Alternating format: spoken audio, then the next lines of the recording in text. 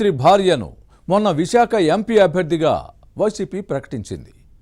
ఇప్పుడు భర్త కూడా అదే జిల్లా అసెంబ్లీ సీటు నుంచి పోటీ చేయాలనే ప్లాన్లో ఉన్నారు. దీనిని స్థానిక నేతలు తీవ్రంగా వ్యతిరేకిస్తున్నారు. ఇప్పటికే పొరుగు జిల్లాను తమ అధీనంలోకి తీసుకుని చక్రం తిప్పుతోంది ఆ కుటుంబం. ఇప్పుడు విశాఖ జిల్లాకొస్తే తమ గతేంటని స్థానిక నేతలు టెన్షన్ పడుతున్నారు. ఇంతకీ ఎవరా భార్య భర్త? వారి రాకను సొంత పార్టీ నేతలే ఎందుకు వ్యతిరేకిస్తున్నారు? Was this interesting story?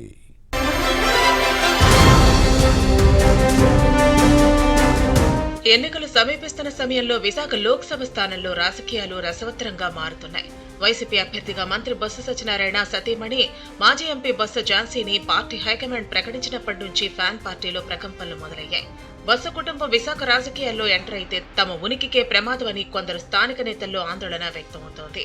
ఈ ఫ్యామిలీ వస్తే తమ ఆధిపత్యానికి గండి కొడుతుందనే భయం నెలకొంది. పొరపాటున ఈ కుటుంబ సభ్యులు ఎన్నికల్లో గెలిస్తే నామినేటెడ్ పోస్టులన్నీ వారే ఎగరేసుకుపోతారనే టెన్షన్ స్థానిక నేతల్లో ఉంది. అందుకే బొత్స ఝాన్సీ రాకను స్థానిక వైసీపీ నేతలు స్వాగతించలేదు.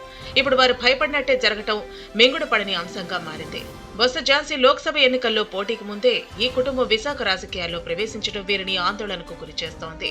మంత్రి బొత్స సత్యనారాయణ కూడా విశాఖ జిల్లా భీమిలి నియోజకవర్గం నుంచి పోటీ చేస్తారనే ప్రచారంతో కంటి మీద కునుకు లేకుండా చేస్తోంది. ఝాన్సీ విశాఖ ఎంపీ అభ్యర్థిగా ప్రకటించినప్పటి నుంచి నగరంలో పలు కార్యక్రమాలు ప్రారంభోత్సవాల్లో పాల్గొంటున్నారు. అంతేకాదు విశాఖ పుట్టినిల్లైతే విజయనగరం మెట్టినిల్లంటూ సెంటిమెంట్ ను జోడించి ఎన్నికల ప్రచారాన్ని ప్రారంభించారు. కానీ ఈ నేత అభ్యర్థిత్వాన్ని వ్యతిరేకిస్తున్న వారు మాత్రం క్యాంపెయిన్ కు దూరంగా ఉంటూ పరోక్షంగా ఫ్యాన్ పార్టీ హైకమాండ్ కు నిరసన తెలుపుతున్నారనే టాక్ నడుస్తోంది.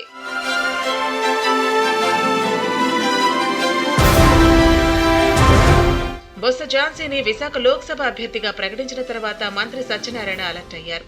భార్యను గెలిపించుకునే లక్ష్యంతో జిల్లా రాజకీయాల్లో అడుగు పెట్టడానికి గ్రౌండ్ ప్రిపేర్ చేసుకుంటున్నారనే ప్రచారం జరుగుతోంది.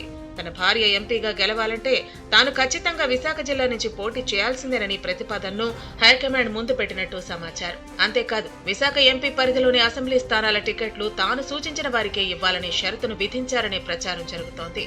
కొన్ని అసెంబ్లీ నియోజకవర్గాల్లో తాను చెప్పినట్లు మార్పులు చేర్పులు చేస్తేనే పోటీ చేస్తామని ఫ్యాన్ పార్టీ పెద్దల దృష్టికి తెచ్చారట బొత్స సత్యనారాయణ.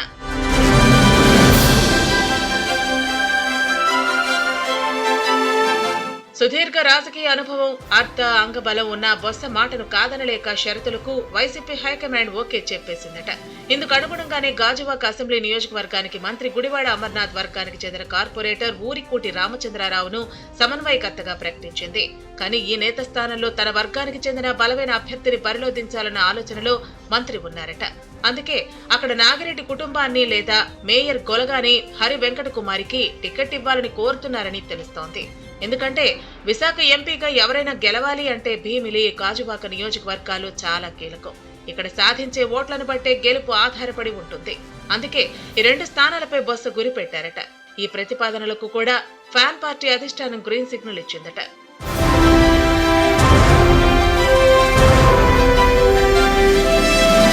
ఇప్పటి వరకు బొత్స సత్యనారాయణ కుటుంబం రాజకీయాలు విజయనగరం జిల్లాను దాటలేదు. వచ్చే ఎన్నికల్లో ఝాన్సీని విశాఖ లోక్సభ అభ్యర్థిగా ప్రకటించిన తర్వాత ఇక్కడి పాలిటిక్స్ లో ఈ కుటుంబం జోక్యం పెరిగింది. విశాఖను పరిపాలనా రాజధానిగా చేస్తామని చెప్పిన ముఖ్యమంత్రి జగన్ కు ఈ సీటు ఎంతో ప్రతిష్టాత్మకంగా మారింది.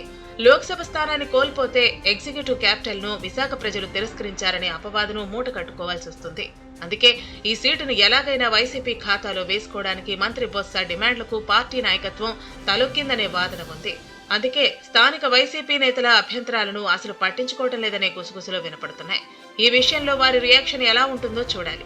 బొత్స సత్యనారాయణ భీమిలి నుంచి పోటీ చేస్తే సిట్టింగ్ ఎమ్మెల్యే అవంతి శ్రీనివాస్ ను ఏం చేస్తారు? పక్కన పెడతారా లేక వేరే స్థానానికి బదిలీ చేస్తారా అనే అంశాలు హాట్ టాపిక్ గా మారాయి. విశాఖ జిల్లా వైసీపీ రాజకీయాల్లో మున్ముందు ఎలాంటి పరిణామాలు చోటు చేసుకుంటాయో చూడాలి మరి.